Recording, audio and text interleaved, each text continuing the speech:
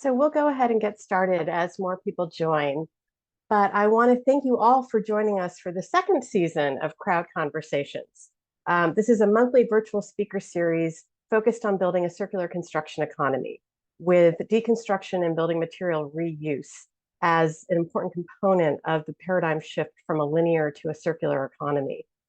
I'm Gretchen Worth. I am the project director of the Susan Christopherson Center for Community Planning, and we support New York State communities to plan for more equitable, climate resilient built environment. The Christopherson Center is one of the founding partners of CROWD, which stands for Circularity, Reuse, Zero Waste Development, and we're the organizer of monthly CROWD Conversations. So last season, CROWD Conversations focused mainly on policy development at the local and state levels and how we can incorporate the legislative work that so many of our colleagues are doing in communities across the US so that we can incorporate that into policy here at home in New York State.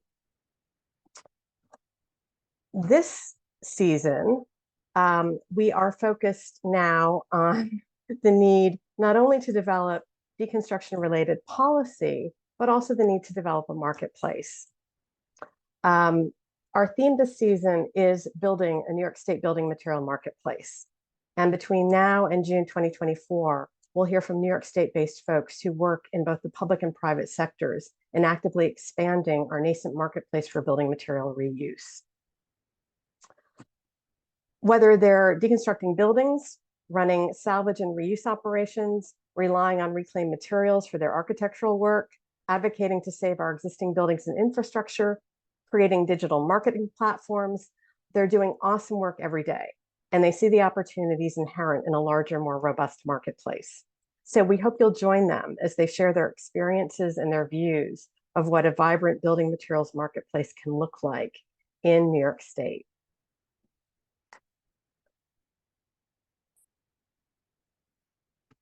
So if the slides were advancing, you would see that to kick off the season, there is no one better to get us started than Diane Cohen, the CEO of Finger Lakes ReUse and one of CROWD's founding partners.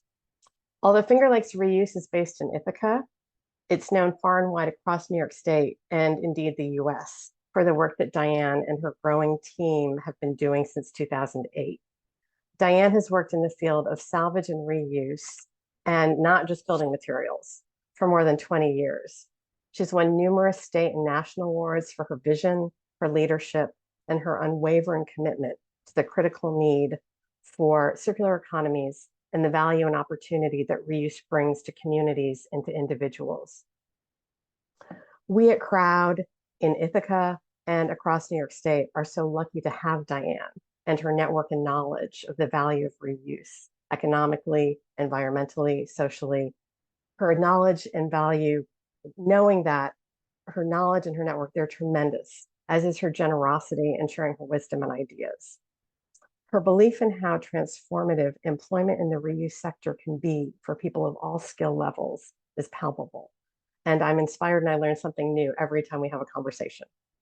So before we start, a couple of housekeeping details. We'll keep this conversation to an hour, including the Q&A. So please type your questions in the chat for Diane as we go along, and we'll get to those at the end. Also, please keep yourselves muted so everyone can hear the presentation. We're recording the session tonight, and we'll share that out to everyone who's registered for the event. And also, please register for our next CROWD conversation on Monday, November 6th. We'll be hearing from Empire State Development on the work that they're doing to further a circular building economy and their vision for how that can benefit New York State communities economically. And so you can register for that online at crowd.org, CROWD with a zero for zero waste development. And you can also access past CROWD conversations from last season. So just a little bit about CROWD for those of you who may be unfamiliar with us. We are a network of partners who came together in 2020 to work toward a more sustainable built environment in New York State. We are planners, architects, preservationists, municipal staff, reuse and salvage professionals, environmentalists, university faculty, and students. And our numbers are growing, along with our geographic reach throughout the state.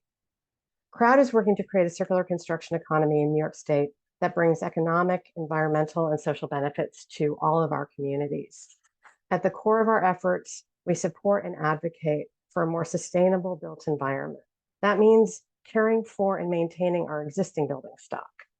It also means viewing deconstruction and building material reuse as a critical alternative to demolition of buildings and infrastructure and the creation of vast amounts of landfill waste. We work on local and state policies and practices, research and analysis, education and community engagement, and equitable workforce development. So you can learn more about us at our website, crowd.org. You can register for upcoming crowd events, sign up for our mailing list, download resource guides, and reach out for more information. So with that, I'm going to stop sharing my slides that did not advance and hope that Diane has better luck with her slideshow. Over to you, Diane. Great.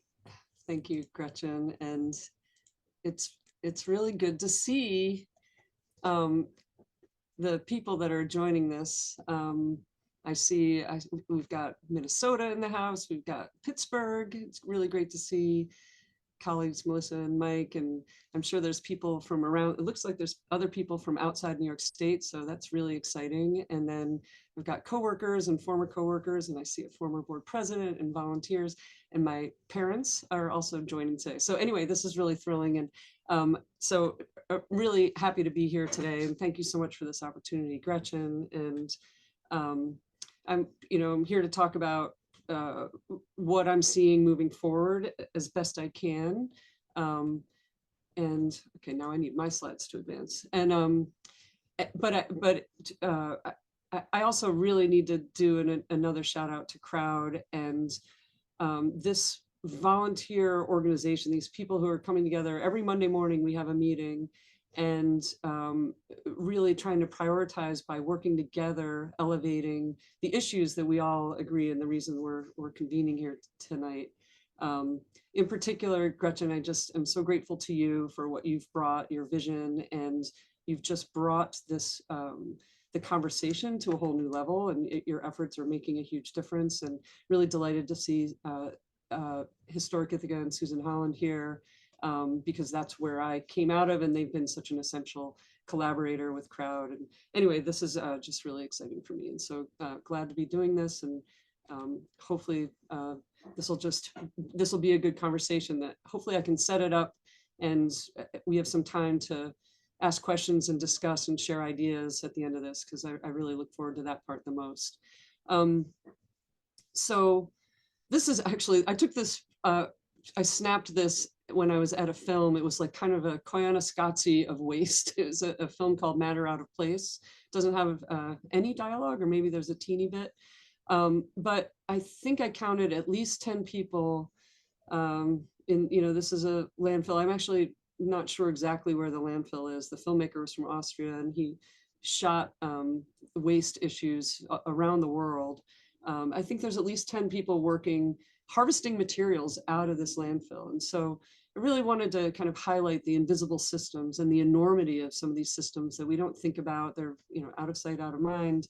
But what they were doing in this particular shot was they were pulling a certain type of plastic. There was a certain type of plastic bag that had some sort of value that was enough for them to be working on this landfill and working in these conditions to harvest material. And we all know we can do better. We should be separating the stuff before it gets to this point, because as everybody also knows, not to state the obvious, but the end point for materials, if we don't harvest them and get them back into use, is to bury them or to burn them, to landfill them or to incinerate them. And this, I use this slide because the JustZero.org is a really interesting organization if you're not aware of them. And so I wanted to highlight that. But neither solution is in any way good. It should be a last measure, and yet we are investing millions and millions of dollars into this system, billions probably into this system, trillions maybe. And meanwhile, with the pandemic, this was a cover, a New Yorker that came to me, I guess December 2021.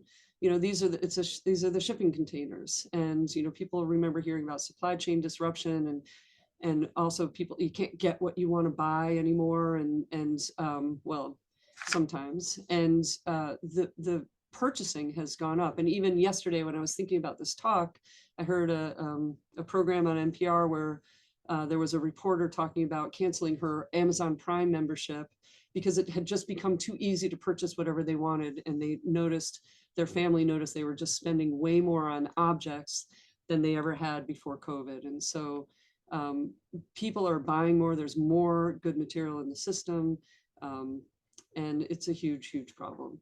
And so what I think about the world of reuse, where it seems like it's this simple act to just keep something out of the waste stream, it's actually quite complex. It takes a huge range of skills. And you know, I would invite everybody, and I think that probably, again, I know I'm preaching to the choir a little bit, but try to envision what could you do to participate in this? And from an occupational standpoint, it's not just handling the materials and moving it from point A to point B, it's assessing it. You have to think about the quality of it. You have to use your brain even more than your hands. There's management, there's communication. If you're refurbishing a computer, there's technical assistance. If you're deconstructing a building, you have to have some understanding of how the building was engineered and the right order to take it apart in. So there's a lot of skill sets that are involved in the action of reuse. And because, so I took this slide, which is an illustration from a biomimicry website, and I learned about biomimicry from the biologist Janine Benyus. I heard her speak at a small business conference many years ago, and she was talking about designing systems based on natural systems. And one of the concepts that really changed my thinking in the very, very early days of planning Finger Lakes Reuse was she talked about how we're sort of conditioned to think in a capitalist system that competition is the, you know, is healthy, and competition prevails in nature. And you know, she rattled off a number of cliches like survival of the fittest. But when in fact she then went on to demonstrate that collaborative systems are far more long-lived, far more healthy, and they're obviously more complex because you have a bunch of different interests. And you know, she had, you know, the tree in the desert and the ants that were carrying enough moisture from something else. And you know, she showed all these different complicated systems, and that is the nature of this reuse effort. We really have to embrace all the partners and really open our minds to who else isn't yet at the table, because they probably need to be. So with that collaborative mindset, we founded Finger Lakes Reuse and really tried to consider. We tried to not be competitive. That was an early thing, which we realize now there's a lot of space in the reuse sector where you actually need more actors handling the stuff, marketing it, harvesting it, all of that. But so when we started out, we reached out to a number of partners who I'll highlight in a moment, but we set our mission statement, which is still the same to this day, to enhance community, economy, and environment through reuse. So it's based on the triple bottom line concept of business. We wanted to indicate through our mission statement that we were going to take a business approach to this effort. And even though we are a nonprofit organization, and we felt that business structure was important because we needed foundation money and seed money. We needed access to grant money to get this program, this waste reduction program, up and running. And we realized that our triple bottom line mission is a little bit broad, maybe amorphous. And so we added some founding goals for some clarity. So that was right at the beginning, to reduce waste, relieve poverty, and teach skills through reuse activities. And then later our board had a retreat, and I was really proud of the vision that they came up with, which is of a just, resilient, and waste-free world that values both people and resources. We're not just about the stuff. We are very much about the human interests, human health and well-being in our efforts. and so our founding partners, it really, you know, I need to be sure to say this was not my idea. As a matter of fact, most of this wasn't my idea. I borrowed many ideas, some from people who are in this meeting today. And it was actually Tompkins County and their director, their longtime director who just retired this past spring, Barb Ekstrom, who wrote into their solid waste management plan that they wanted a reuse center in Tompkins County. And I got very lucky when I was asked to plan that effort. But Barb is the one who saw that, and they were very essential and continue to be an essential partner to this day. And I'm glad to see Kat is in the call today too, because Kat was there from the beginning, helping us when she was at the county the first time around. So, and then we worked with Cooperative Extension. They've provided fiscal sponsorship for us. I was working at the time for Historic Ithaca and the Significant Elements program. There were members of Eco Village there and Cornell University and Ithaca College, all helping us plan and sharing resources to get this out of the gate. So we opened our doors to our first reuse center in a little strip mall, and we are still there. We have doubled in size twice at that location, but we started in 7,000 square feet in 2008. And we really wanted to have a physical location so that when we started doing deconstruction services, which was what I really, really wanted to get going, needed a place for that stuff to flow through. And so we got the deconstruction services going in 2009, and that went until the last bullet there. We suspended our deconstruction services largely. We still do small strip outs, but really it's very occasional because we've become so saturated with the public coming and dropping off materials. We just don't have any, it's coming out of our ears rather literally right now. But so back to 2010, that was our first expansion into the storefront next door, another 6,300 square feet. And we started doing a computer refurbishing program.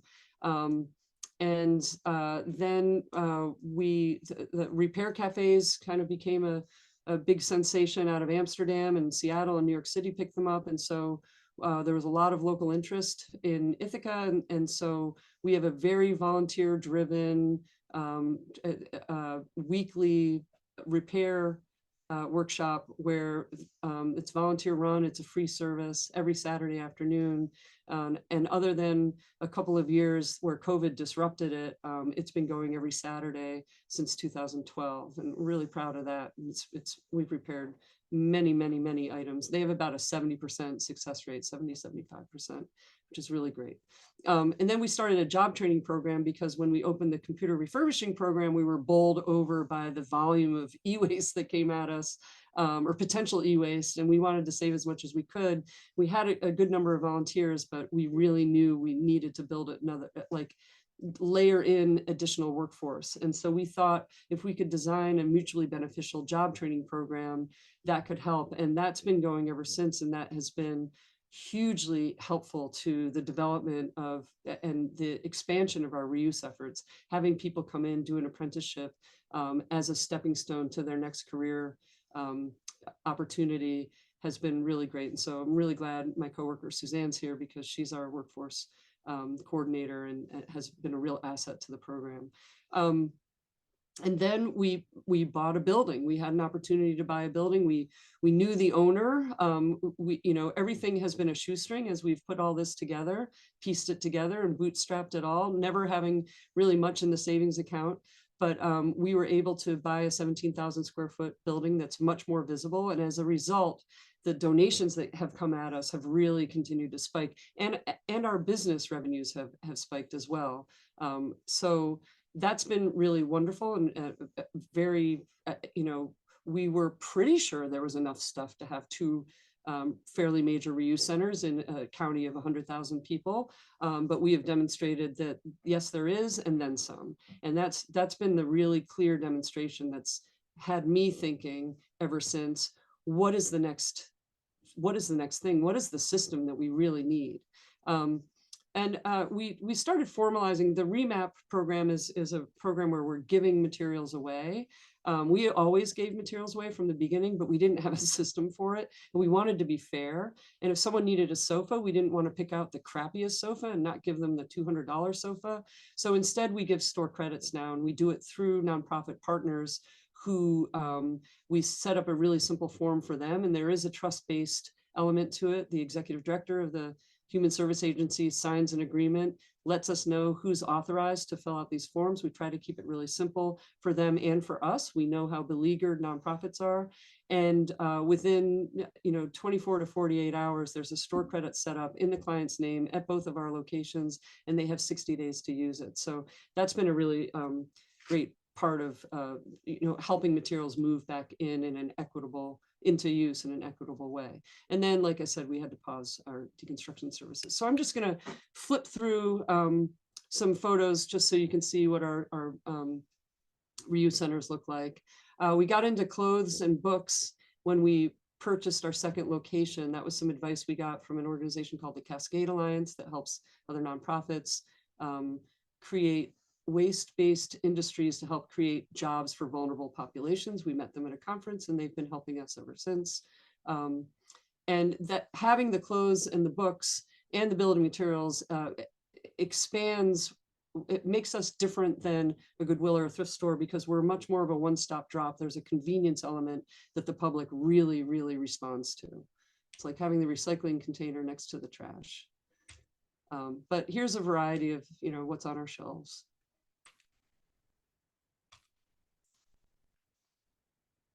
Oh, and we're, sorry, I'll just go back to this. We're a licensed Microsoft refurbisher. So we do refurbish computers, and we are licensed to do that. There's a program if you're helping people who are in need. So that's been exciting. So if anyone wants to talk about that, I'm always happy to.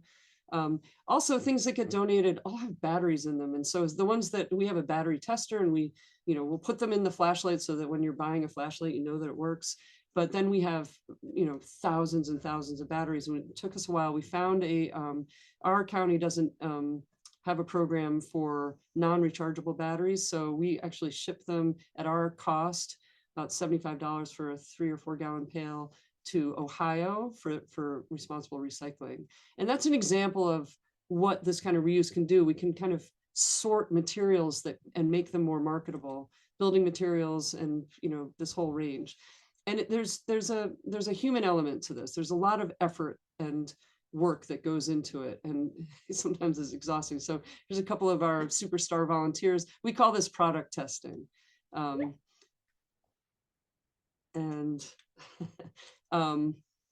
Here's another product testing. This is my office store right here. That's our manager, Scarlett. Yeah, so this was the very first building we ever deconstructed. There's just, it's great work. We did do a special project in Cortland with Cortland ReUse, helping them. They're an independent reuse organization the next county over. And on this day, there's an organization that works with people with disabilities. And this was the summer of COVID 2020. And they were so thrilled to have outdoor safe work for their workers. They work with adults with disabilities. And so it was really helpful to us to have people come and help us denail. So there's great opportunities for partnerships like that. There's lots and lots of team building, et cetera, that can go with some of these activities. It's one of my favorite photos that Kat knows I show in many of the presentations I give. And then here's, these are used materials, but they're beautiful and they should be harvested.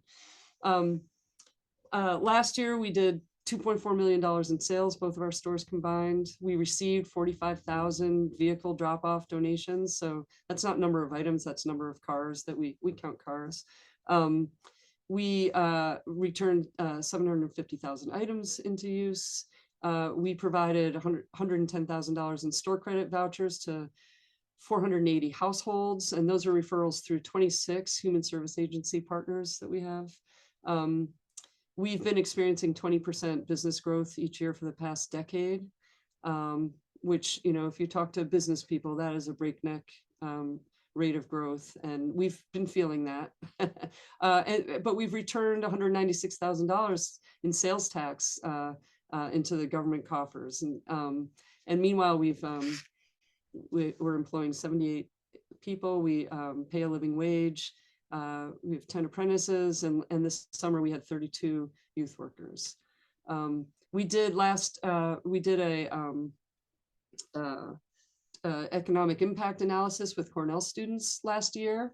And so there's a link to that report. I'm really proud of the work they did, and really continuing to try to articulate the profound economic impacts of reuse, both locally and globally. There's some major impacts, and I think some of the people here know that.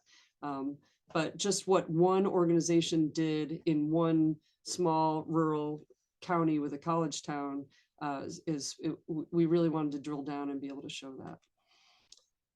So one of our first coworkers, we started with 4 people, and 3 of them are still working here, if you include me. And one of them is always sending me Seth's blog. And this one, systemic problems require systemic solutions. That is so true, and we live it every day. We are a small organization, but when the circular economy concept came out, I was so thrilled because almost every aspect of the circular economy involves some sort of reuse or materials management. And I really like this particular graphic because it takes the take, make, waste linear economy, but it adds the extraction of the natural resources and the consumption activity that's really important to understand. And while you still need raw materials in the circular economy, you really can offset the need for at the same volume if you're recycling and responsibly keeping materials of value in use. This impacts every sector, and it's so massive when you try to think systemically about who's impacted. It's everyone. I mean, and the extraction sectors, the mining, the petroleum, the logging, farming, and all the water, and then the production sectors with making the textiles, the electronics, the chemicals, including PFAS, which has been in the news, the water resources that are needed, the energy use for production, and then in the waste industry, there's a tiny bit of reuse, some recycling, and there's lots of landfill and incineration, and so displacing any of that very energy intensive activity is what we're going for. And so to go to a statewide system, some of I think the next series of slides come from the New York State Solid Waste Management Plan draft that came out earlier this year. There's a lot of really great data in it, but we've only had waste laws since 1983. I mean, 40 years. And that recycling was 30 years ago. So, what could we do from a state perspective to impact and encourage and incentivize more reuse and deconstruction? That's something that we really think we should be focusing on, because it doesn't exist in here. There's how to manage all the waste is what we've started with, but how to divert it more effectively and how to reduce what's going to landfills is where I think that there could be a lot of really great activity. And a sign that's really encouraging is that these 2 plans, the one on the right is New York State's draft solid waste management plan for the next 10 years. And the one on the left is our local county solid waste management plan. They both have circular economy in the title. So the aspiration for the circular economy, that is very, very exciting. And I think that Crowd is a group that can really, and there's some other experts in this call, can really help the people in government understand and add some technical assistance and add value to that consideration of how could this work. So a couple more slides about from the plan, and then I'm going to talk about the outline of the system that we're proposing. So these slides are also in the New York State Solid Waste Management Plan. So this is an illustration of how much waste New York State exported in 2018. So 30% of our waste got exported, or 5.7 million tons, to other states in Canada. And then another 2.1 million tons was imported. So, and if you imagine how many tractor trailer loads that was, it's daunting to consider. And then drilling down into our region, where we have 8 landfills and 2 incinerators, we're doing the same thing. We're exporting waste and we're importing waste. So not the most efficient way to manage materials that are ultimately ending up in a landfill or an incinerator.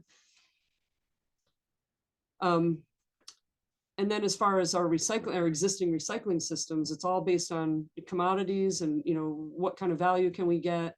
And this is aggregated. So this is everything, you know, plastic and paper and cardboard and glass all mixed together. And this came from the Northeast Recycling Council. So this may be regional numbers, but so the peak in 2021 at $185 a ton, and the low in December of 2022 was $70 to $80 a ton. And I'm hearing that it maybe went below $30 a ton this year, and I'm not sure where it's at now.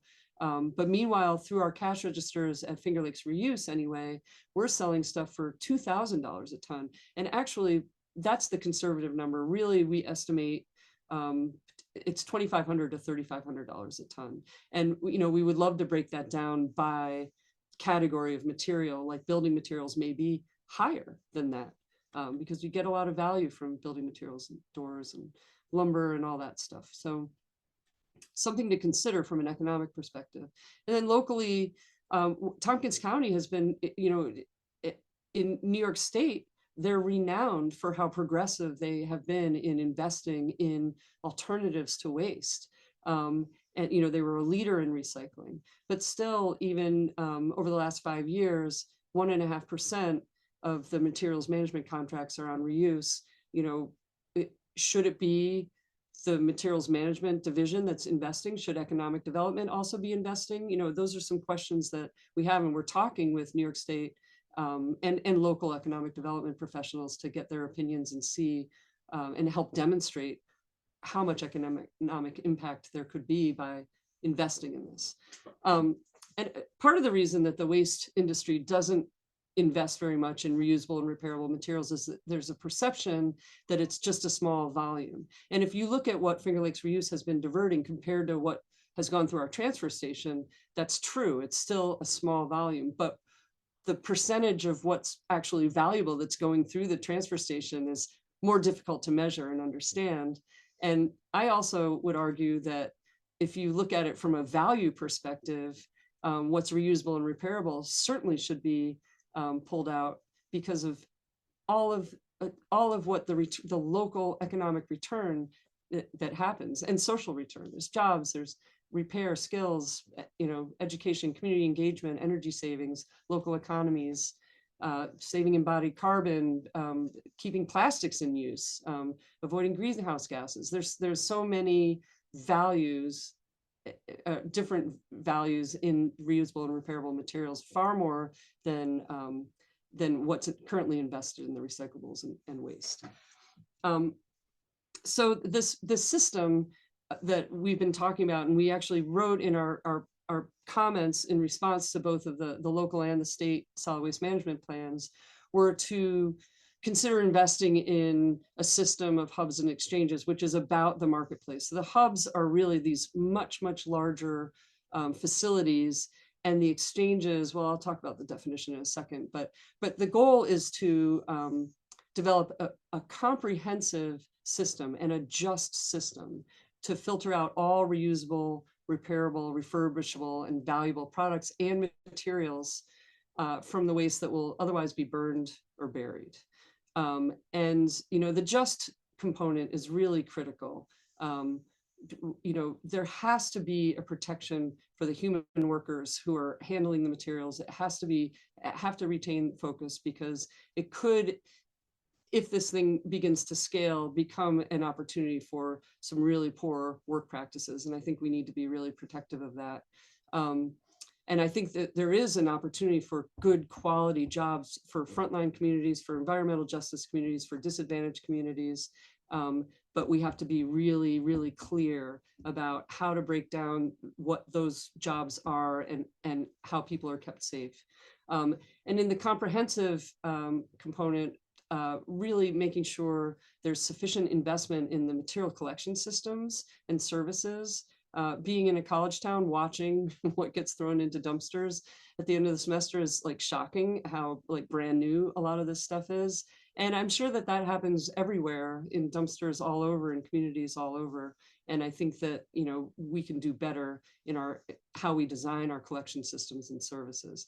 And deconstruction is a huge component of that. So making, envisioning any item of value, and a building is certainly an item with huge amounts of value and embodied energy, taking apart the components and then designing buildings, which we're really proud to have a partnering crowd, Felix Heisel of the Circular Construction Lab, teaching young architects to design for what the material's next use is going to be, designing for disassembly, for repairability. That's a really critical point to move forward. Need to have sorting mechanisms that have the right size volume. And we need to figure out how to assess value and also define market pathways. And there's a lot of work in the database, field. There are people who are trying to define building materials and create databases and marketplaces for them. And so it's exciting to see that work happening, but you still need a physical catchment system and a way to allow this large stream to flow back to markets. So the hubs, a little more clear definition, and I think we included at least a portion of this in our comments to New York State. So it's a system or a network of large warehouses, high ceilings, loading docks. Large warehouses, what am I talking about? I would say 100,000 square feet probably. So, it's Walmart size, or, Walmarts are probably bigger than 100,000 square feet, but large warehouses where materials can move, be palletized, moved on forklifts, moved into tractor trailers, and moved around to regional markets, and then beyond as markets are defined.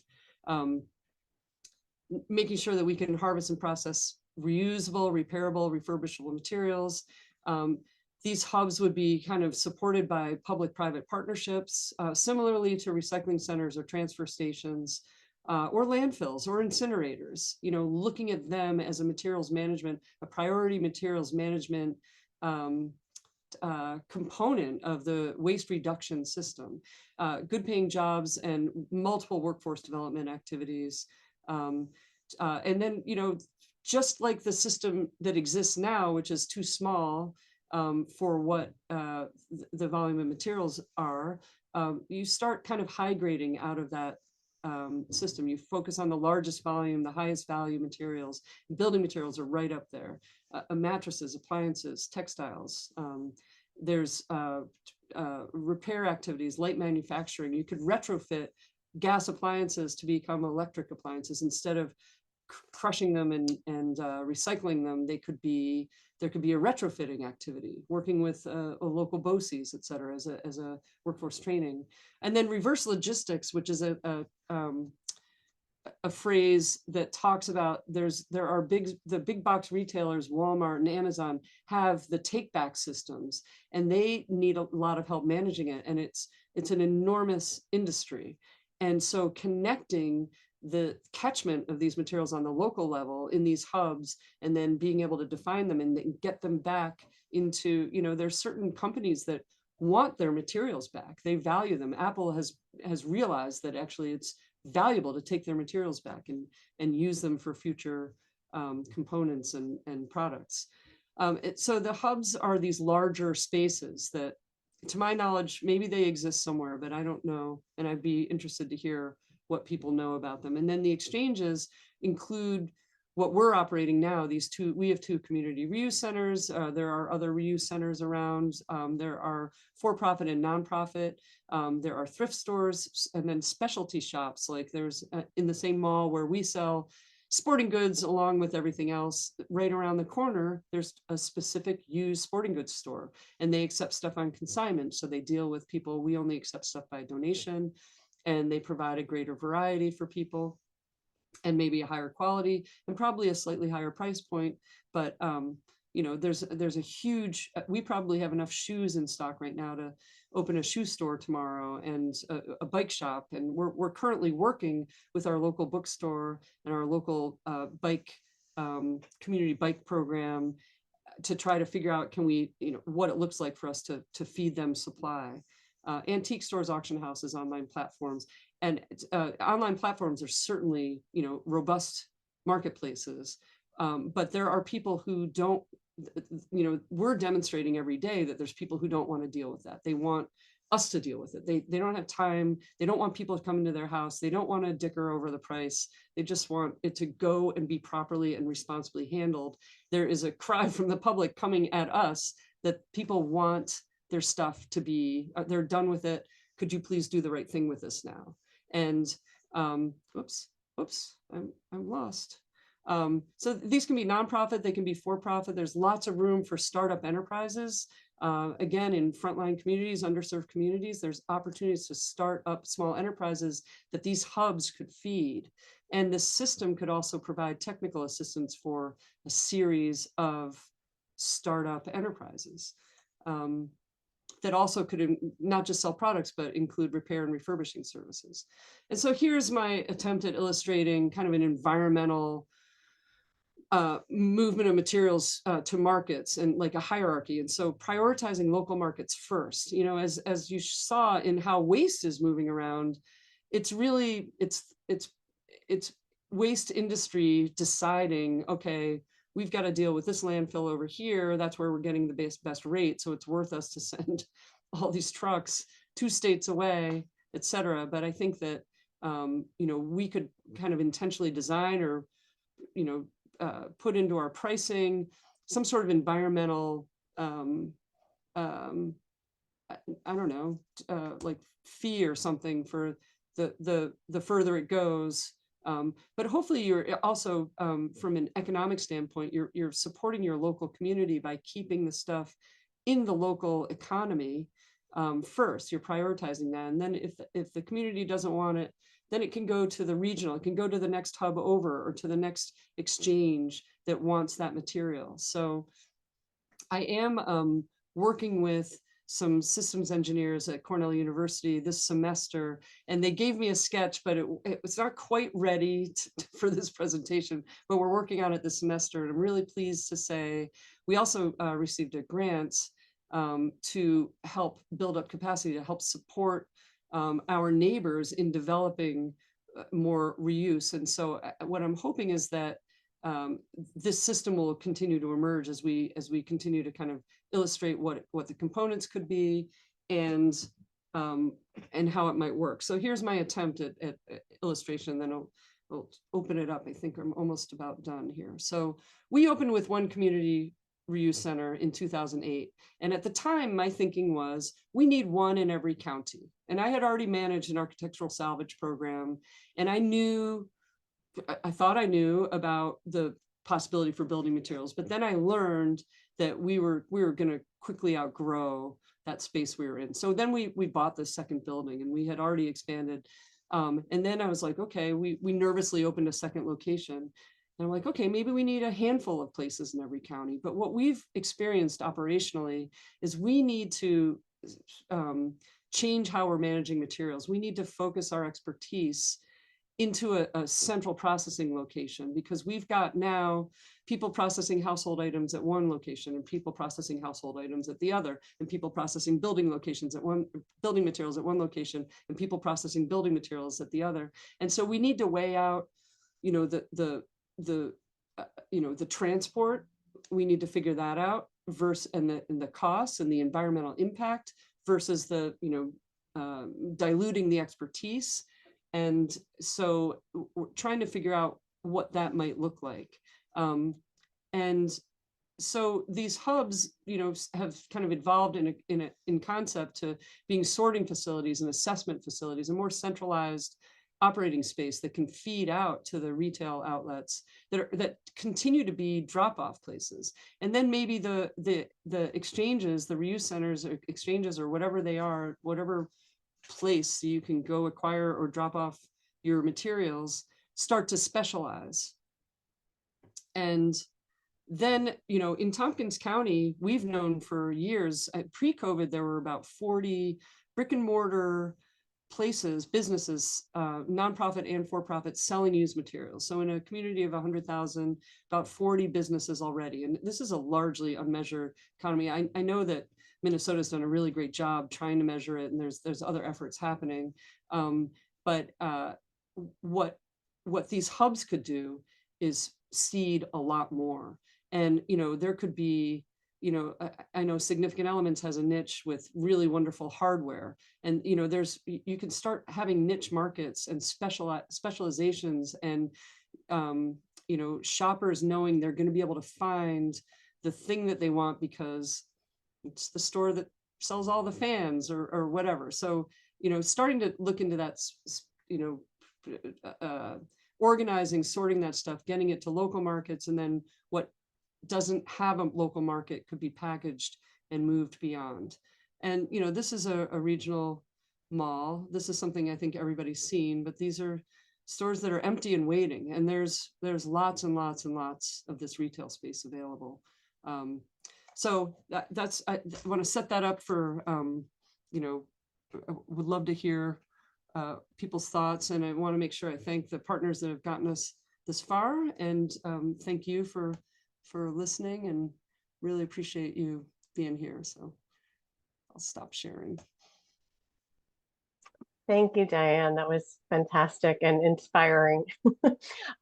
So please go ahead and either type your questions into the chat or raise your hand, and we can manage the unmute situation. But I'm going to ask a question that has to do with economic benefit. And so you went through all of these statistics that I think are just mind-blowing. So 20% growth year on year. You brought $196,000 in sales tax into Tompkins County in 2022. You employ 78 people, which you and I both know is 10 more than currently the state's largest landfill employs, because we went to an open house there last month and learned that.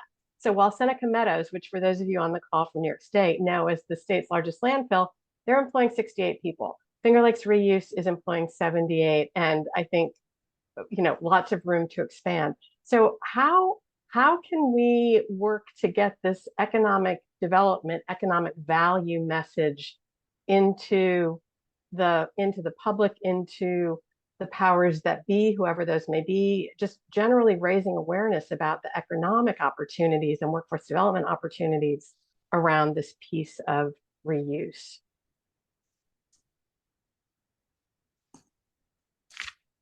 Is that a question for me? Oh, yeah. Well, I'm puzzling over that too. That's why we asked Cornell students to try to put this into a plan. So I share it in every presentation. I'm trying to get it out there. I see that we have it's someone from our local legislative office is asking to see the slides. So I think that trying to raise awareness, and I think that there's more work to do. I think we've done. It's still preliminary, and one of the reasons I'm so grateful for you, Gretchen, and for Crowd is that operating this as it's been growing this way, I've had less and less time to do the advocacy around this, or to talk about and articulate what's actually happening with us, assessing what's been happening. We're still trying to puzzle over how to manage this growth and keep business in balance. So that's really kept both hands on the wheel.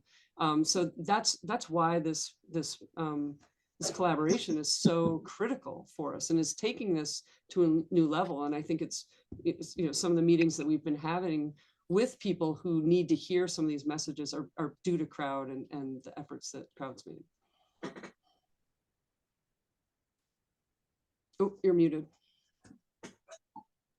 Leslie, go ahead. I think you're unmuted if you want to ask your question. Yeah, so I'm Leslie Scott. I'm in Kansas City. We are, I founded ReUseful 3 years ago to help people with still good stuff find nonprofit organizations, schools, and churches that can put it to good use. It started out as just a website presence, and now we have what we call undumpster days. We actually have one coming up on Saturday. But we're just really looking more and more into the circular economy, trying to figure out, how to do basically what you've done.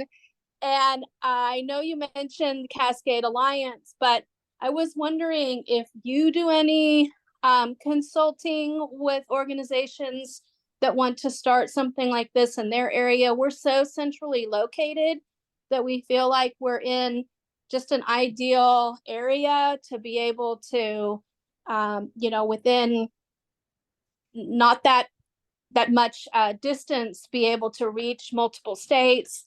But we're newbies, and I'm so impressed by your Repair Cafe track record. We're going to start some in 2024. So just totally inspired, and just wondering, like, how would you suggest anybody get started in their location where they are? Well, well, thank you. And it's always thrilling to hear someone who really wants to get into this game. And first of all, yes, your location is excellent. I can tell you that without seeing it, that if you think it is, if it's central, that's great. What I talk about for starting up a community reuse center is the best thing to do is to engage as many people, and it's complicated to do that, but put out a press release. Don't be selective, be open, invite people to a public meeting and have a conversation, and have people sign in so you have their contact info, because then you can rope some of them into being your founding board members. And maybe you have that already established, but you can start to glean who's interested, who's showing up, who can be your core people. And then when you start writing a plan, sharing that out as a draft for feedback as broadly with as many people as you can. And we had an economics professor who was in our very first meeting, and he gave me homework, and he said, Diane, go home and figure out who your market segments are. And I didn't know anything about that because I was an art major and didn't know anything about market segments. But years later, I convinced him to join our board. He didn't join our board, but he had given me this homework. And at the time I said, everyone's our market segment. He goes, no, it has to be specific. And years later, when he joined our board, he said, Diane, you're right. Everyone is in your market segment. Everyone can participate. So I would say, keep, and yes, would be happy to do consulting, but would also be happy to have a conversation with you. So, hopefully you'll get my contact info because it's part of this presentation. So please reach out, Leslie. I'm really glad to hear about what you're doing. Undumpster days sound like something we'd love to bring here. So learning from everyone all the time.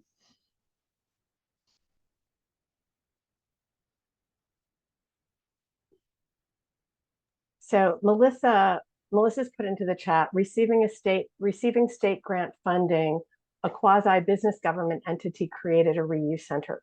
They also created a how to start reuse program guide. And so, so Leslie, you might find that helpful in the chat if you wanted to copy that link.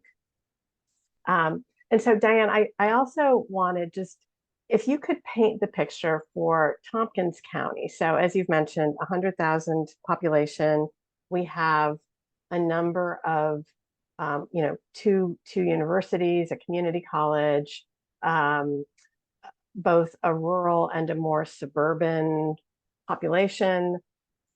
Can you talk about the square footage that Finger Lakes ReUse currently occupies, and if you had your way tomorrow and cost was not a factor, what you could actually really have capacity, could fill with building materials, with all the other materials that people are dropping off.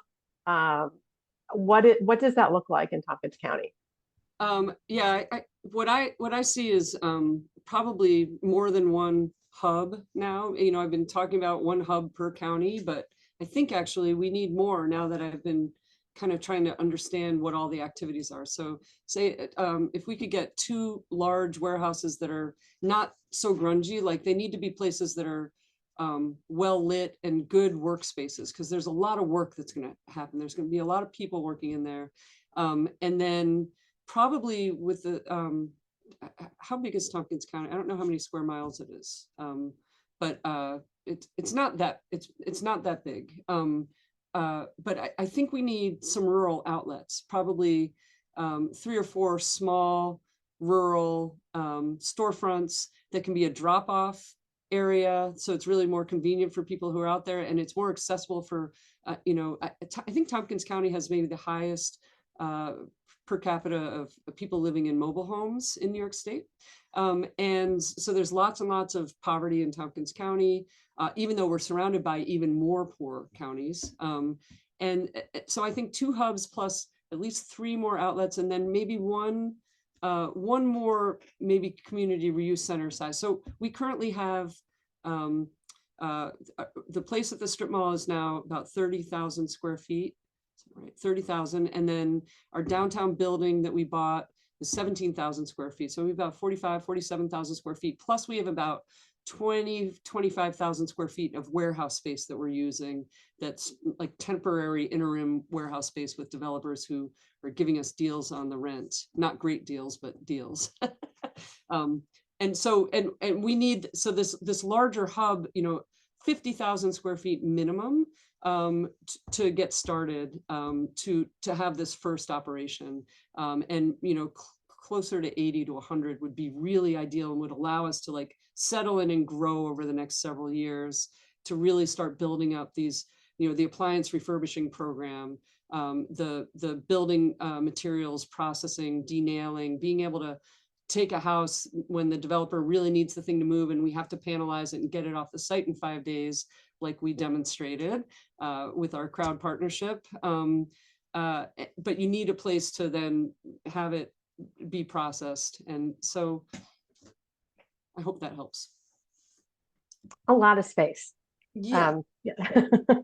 I will say that like, we have to have the capacity to manage that. So there's a, as we've grown, we keep kind of reconfiguring our internal expertise, our management layers, and our, and we don't have enough of that yet. So trying to figure out how to build up the operational management capacity to run those systems is important as well.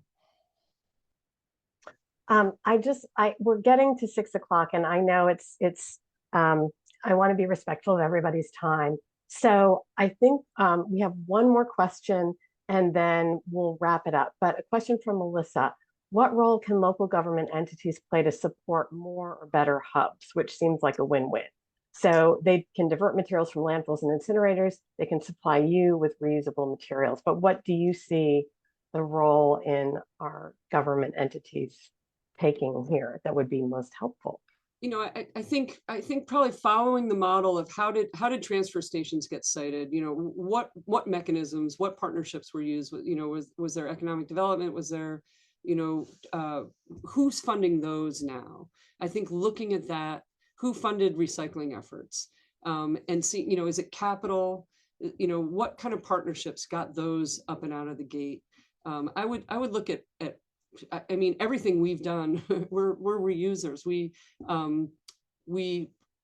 kind of reflect existing systems and repeat them. And so we've taken ideas, and I think the same thing for scaling this up. It's materials management, but it's a different type of it. It's more labor intensive. There needs to be workforce development partners at the table. They need to be involved and engaged, because that is the thing that that's been the barrier for waste to be handled more specifically in the past, because the labor perception is daunting, and it is daunting, but I think that it's doable. And with the partnerships that we've had, we think that it's doable as well. So yeah, I think looking at the capital support that came from which entities in government, and then what kind of operational support and what were the channels, who were the partners, I would look at that to start. So we will wrap up, but thank you so much to Diane at Finger Lakes ReUse for a great presentation and a lot to think about. Thank you all for joining us tonight. We are recording this, and so you'll get a link to the recording in the next week. And for those of you who are interested in Diane's slideshow, we will arrange to get that passed over to you. And please do sign up for our next crowd conversation on November 6th. Particularly if you're in New York State, because we're having folks from Empire State Development join us, who've been looking at this very area of a circular building economy in the state. And so hopefully sharing some of their insight and next moves with us next month. So hope to see you all then. Thanks a lot for joining, and good night, everyone.